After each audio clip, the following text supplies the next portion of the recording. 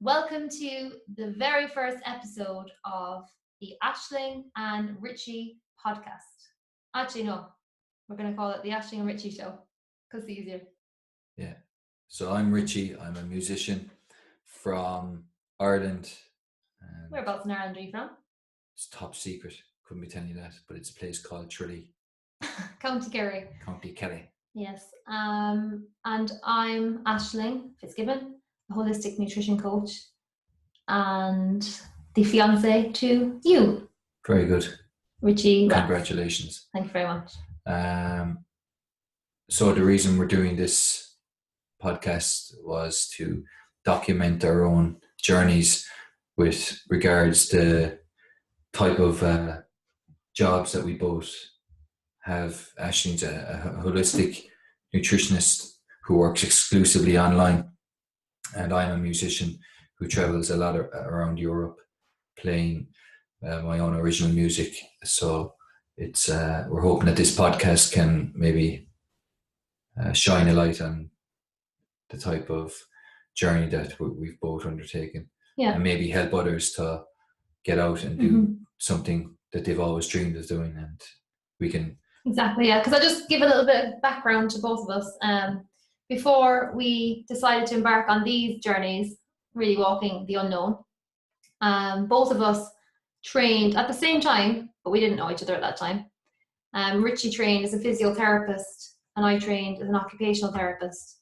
So our lives could be very different right now, but we chose the path less traveled, and I think we both met through that kind of desire to follow dreams that don't really seem possible when you're coming out of that world.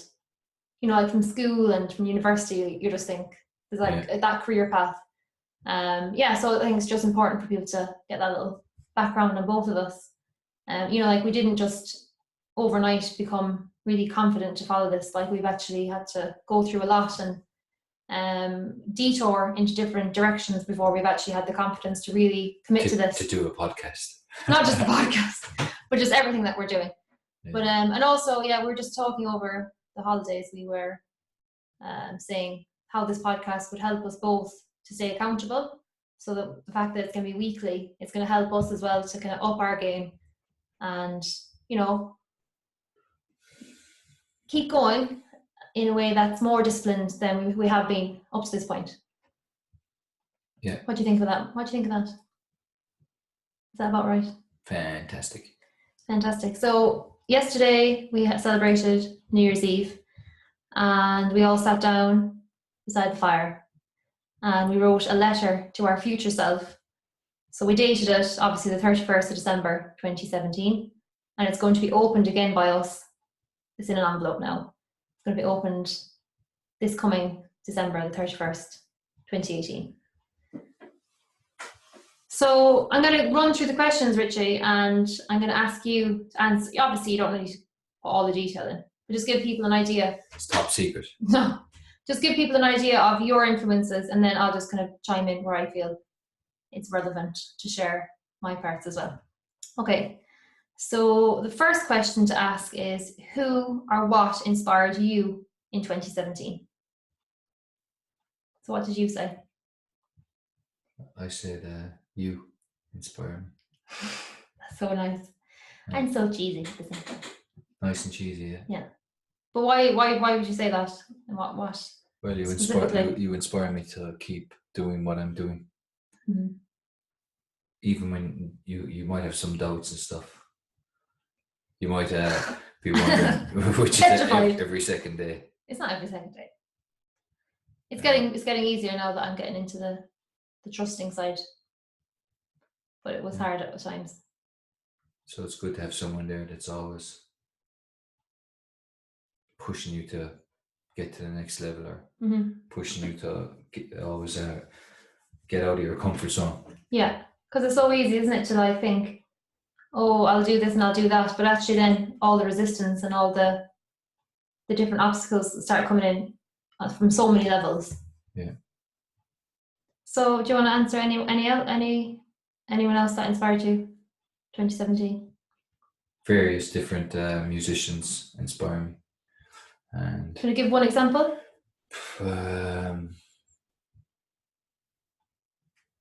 There's a little kid there across the road. He got a guitar for Christmas. Oh yeah. His name is Josh. Yeah. That inspires me. Why does that inspire you? Because music is inspiring. But before you trained as a physiotherapist, like people in your family and friends and stuff, like, did anyone ever say to you that you could possibly be a musician?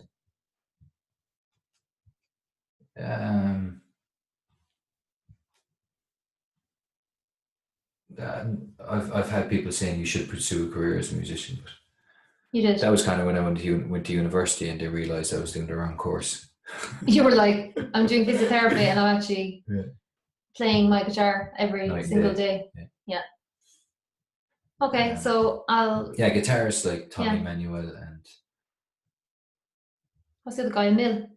Yeah. Where's he from again? Sweden, is it? Yeah. Yeah. Okay, and what were your celebrations in 2017? My celebrations? Well, I toured all over Europe. I was in Germany, Sweden, Italy, Austria, the Netherlands, and yeah, that was kind of the highlight. Yeah. Yeah, for me, I would say my celebration has really been this kind of shift that hasn't been overnight, but it's a process that I've been working through, which is moving from Fear to Trust, which was the group program that I ran last year for 3 months. And it's interesting because it's like the things that you're teaching are the things you're meant to learn yourself. So that has really remarkably changed how I'm approaching this whole new year. It's like and what I'm doing next. It's kind of like when you're teaching, when you're giving guitar lessons. You might know the information, but it never really sticks till you pass it on. Till you teach it. Yeah. Till you actually can pass it on to someone and teach them how it's done. Then I think it really embeds in you. So it becomes cemented in your memory, you know. Well, it's like what you always say to me: practice, practice, practice. And it's like, we'll talk about that another time. So what were your challenges in 2017? Obviously you don't need to say everything, but whatever you feel you'd like to share.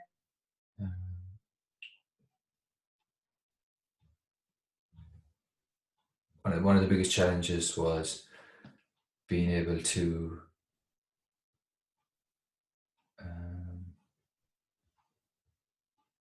accept failure. So not to say, so if you have something that you're going, right, I'm doing this and this is how it's going to happen, or something's beginning to unfold in front of you and it's a really looks great. Sorry, I'm shaking the table. Yeah, and you're getting very excited there with the point that you're making. If that doesn't materialize and for whatever reason, and it may come across as a failure, well, there's a reason. Things don't materialize, or it might appear as if it's a failure, but it's not really. It's only a lesson. You know, that's huge, isn't it? But if you look at it and if you say to yourself, well, it's a failure, why didn't I just do that, or I should have just done that, maybe that was a mistake or anything. Well, it was either a mistake or it wasn't. But it's all part of the process, isn't it? And I think you have to fail at stuff. You have to be comfortable though with the failure, don't you? It can't be, oh, I'm devastated now, it's all over. Nothing that you will do is going to come off like first time. You know, nothing straight away that you do is just going to click. It's like you have to go through a process and everything. You have to actually figure out the process, and sometimes as you're doing it, things don't work out and you will fail it, and that's what I've learned. So, what was the question? That's really good. Yeah, what were your challenges? So overall, that's just embracing failure as part of this journey, and whatever you're doing, there's a process of going through. Yeah, And the failing biggest challenge part is of to it. understand that it's all right It's for fine. things not to work out Mm-hmm. as maybe not even you have it planned, but other people might. Yeah, exactly. So it's that's huge. Yeah, because I think you can get so derailed by failure. You know, it can take up a lot of your headspace, your energy, everything can kind of derail you off what you're actually doing when you actually allow it to. So I think that's really good. Okay. So what about you? Yeah, I would say that's been a huge part of what I'm doing as well, in terms of a lot of the fear that I've identified in my own self comes from wanting to get everything perfect straight away, an inability to handle mistakes or criticism. And that actually comes from my own internal inner child that doesn't like to make mistakes. I've had that actually since I remember as a small child having an issue trying to learn my bicycle, ride my bicycle around the neighborhood and falling off the whole time, and crying about how I'd be a 20-something-year-old not being able to cycle a bicycle. Still can't cycle a bike to this day. Of course day. I can cycle perfectly. But it's just like having that in mind and actually bringing that lesson through to this year is really good to integrate. Are you very tired? You're yawning away. No, grand. You're fine. So what obstacles or distractions prevented you from achieving your goals or intentions in 2017? What obstacles or distractions?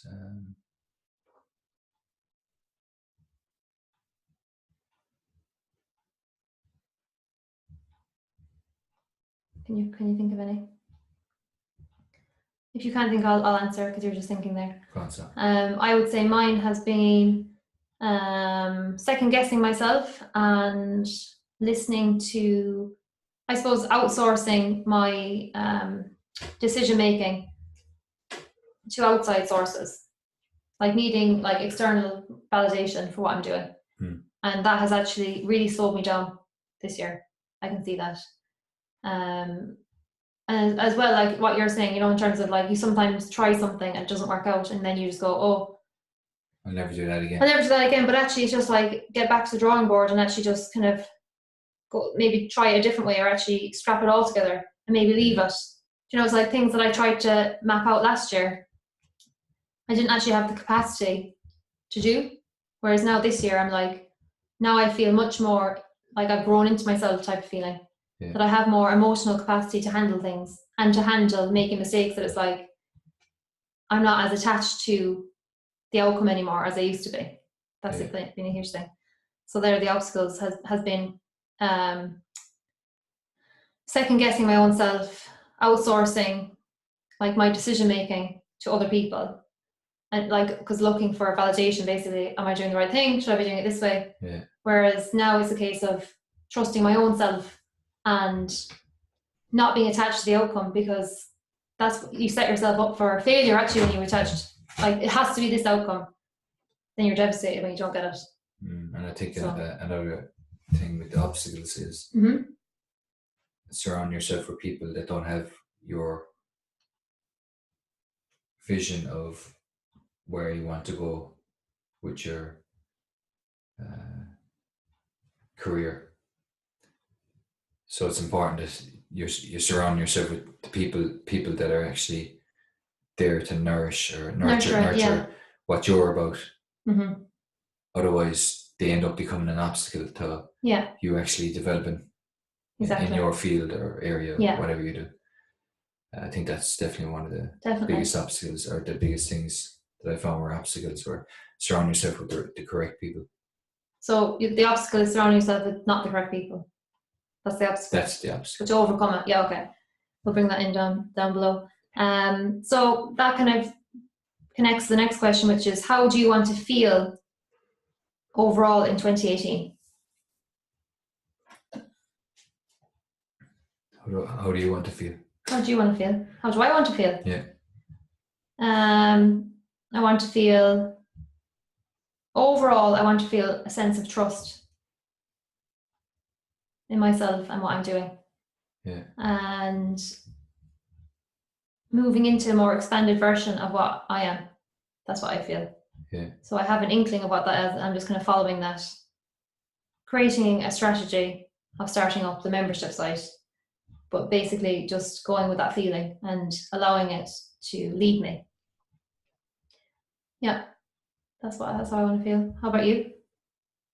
I'd like to get to the end of 2018 and have the sense of accomplishment and that I've achieved my goals that I've set out for the start of the year. Mm-hmm. Okay, so I'm just going to list out the other questions. We won't necessarily answer them all because we'll be going over time. So do you have any exciting personal plans for 2018? Personal plans. Yeah, I hope to go on a nice holiday with you. Very nice. Yes, we were planning a holiday and I refused then to go on the one that you were booking because I was starting a course and I was like, I can't handle going away. No. Can't handle Venice. I couldn't handle like trying to find it's too fancy. Whether I was just like, oh, it's too many things to be figuring out all at one time. So I was like, no, we'll just go this year. So that's our plans. And what would you? What are my exciting personal plans? Yeah, going on holiday with you, and then we're going to be building a music studio. Very good. So I'm very excited about that.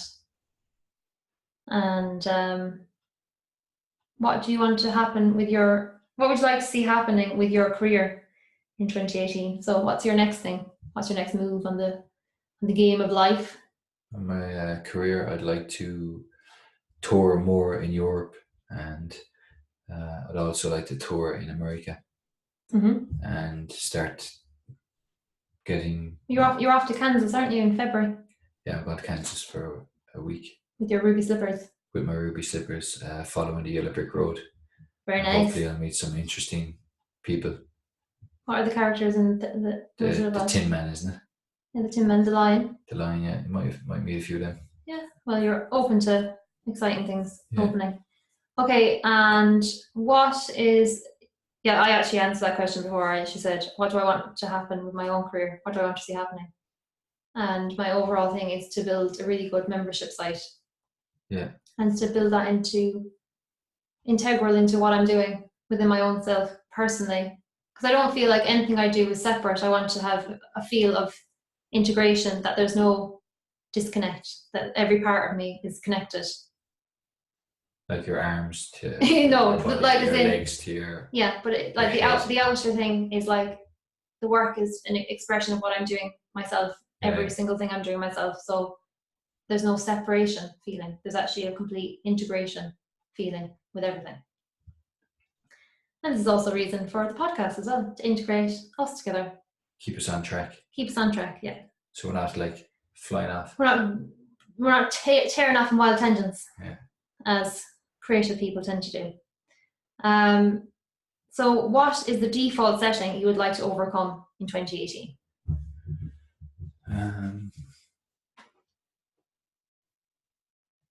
Default setting is to... I don't know, what's yours? The default setting, which I started in 2017, has been from the journey of moving from fear to trust. So again, I would say that's really I really want to embed that fully and deeply, root it into every part of me this year, is a default setting of trust. So the overcoming of any remnants of fear, any contractions of fear that are showing up in subtle ways that are me standing in my own way. Very good. Yeah, no one else is standing there, only myself. Yeah. Okay, so can you think of any default setting that you'd like to overcome? Default setting. Actually, because I remember when you wrote the letter last night. Oh, sorry. It was actually holding yourself back. Yeah. So that's the default setting you identified. Just reminding you. Because you're like, I can't remember. What distractions, obstacles Thank you very much. What obstacles, distractions could prevent you from achieving your goals in 2018? Obstacles or distractions.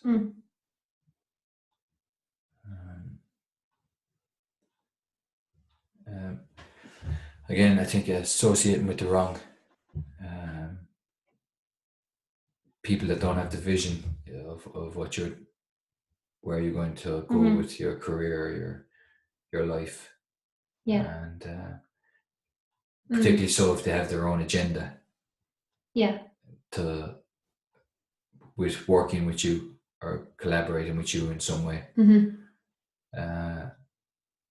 I think it's very important to just get the people that are right for you. Yeah. Just to work with them. So what are some of the ways that you can move through these obstacles or distractions, say if they appear again on your path? Because obviously you have more discernment now, having moved through your experiences. Well, so that's how you learn. It's inevitably part of the journey.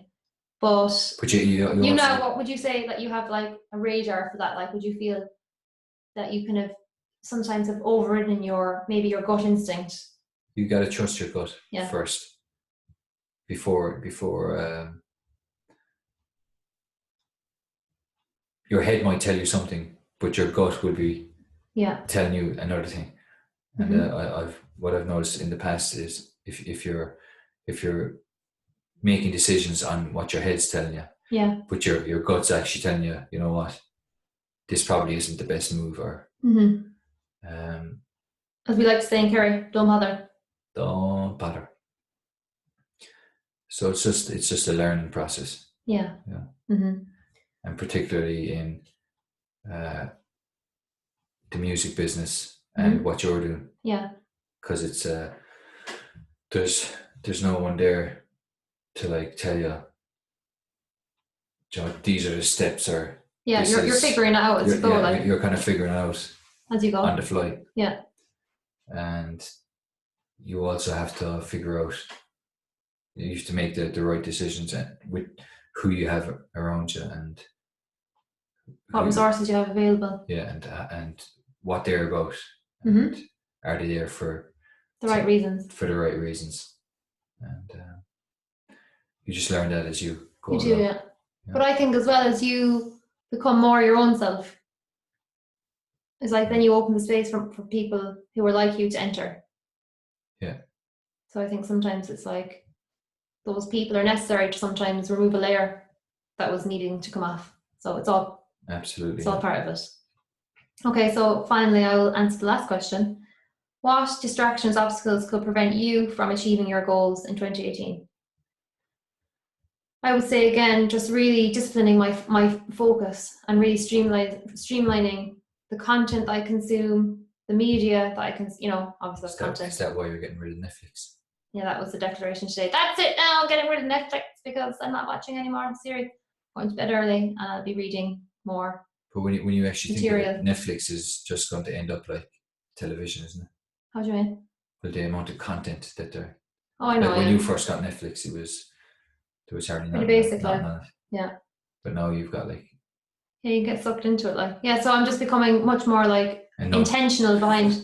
What? A bit more of a nutter. No, and none. Oh, none, I thought you said. I'm becoming more of a nutter. I'm becoming more intentional about this is what I'll give my attention to, because everything is energy. So if I'm giving my energy to you, well, I want to give my energy to you because I want to build our life together. High five. Very nice. And I don't want to give my energy to things that don't matter to me because I need to, just really streamline everything. And that's the biggest obstacle I find. And then is allowing that constant state of trust, like cultivating that as a practice, not letting fear or doubts to creep in as weeds to stop what I'm doing in its tracks because, you can't possibly know how it's going to turn out. So I'm just aware of that as a way that I can be tripped up. Yeah. Once you're aware of it, you can kind of cultivate your practice, being able to... The unknown. Yeah, just be comfortable in the unknown, be kind of safe in the uncertainty and not need to have reference points and not need to have outside people to say, what you're doing is right. Actually becoming self-referring and self-sovereign in yourself. And very important not to listen to other people. Yeah. Or focus on other people. Yeah, because like every second person will tell you, do it this way, do that way. Yeah. And then you're spinning. Well, I will be spinning on the ground. And now I'm just like, what works for them might necessarily work for what you. Yeah, there's no one size fits all. There's no like manual for this. We're just writing our own script as we go. So that's it. So we are at the end of our episode. So how do you feel? Fantastic. Wonderful. So now for hopefully we'll have reached someone and they'll have found it useful. Beneficial for the beginning of 2018. Yeah. So instead of being out partying and getting drunk and falling around the place, we sat down and wrote out those questions. We didn't do this last year, and actually I feel much more kind of rooted into myself. Whereas last year I felt like more aimlessly drifting type of sensation going into 2017. But I think it's a great thing for direction. So if you're going into a new year, it's definitely something that gives you far more direction. Yeah. Because you're going, right, what were those questions again? Give me back. Let me have a look at those questions. Yeah. You know. So this is our new practice. Very good. So thank you very much for tuning in, and we will see you here, or you will hear from us next week. See you then. Bye-bye.